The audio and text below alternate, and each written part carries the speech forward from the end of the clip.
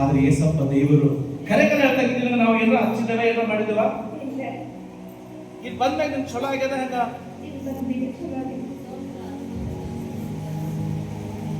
ನೀನು ನಾನು ಪ್ರಾರ್ಥನೆ ಮಾಡಿದ್ರೆ ಎಷ್ಟೋ ಜನ ಕಣ್ಣೀರು.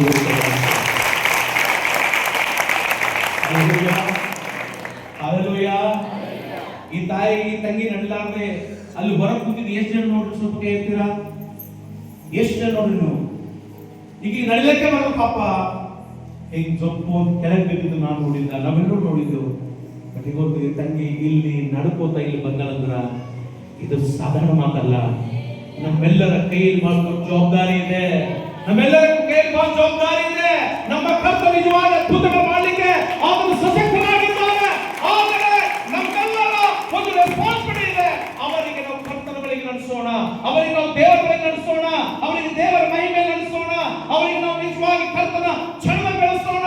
ಇವತ್ತು ನಾವು ಸುಮ್ಮನೆ ನಾಮಕ್ಕೆ ಮಾತ್ರ ಕ್ರೈಸ್ತರಾಗದೆ, ನಾಮಕ್ಕೆ ಮಾತ್ರ ಜನರೊಳಗಾಗಿ ಉಪವಾಸ ಮಾತ್ರ ಇರದೆ, ಕರ್ತನ ಉಪವಾಸ ಪ್ರಾರ್ಥನೆ ಮೆಚ್ಚಬೇಕು, ನನ್ನ ಕ್ರೈಸ್ತಿ ಜೀವನ ಮೆಚ್ಚಬೇಕು. ಹಾಗೆ ನಮ್ಮವರು ಎಲ್ಲರೂ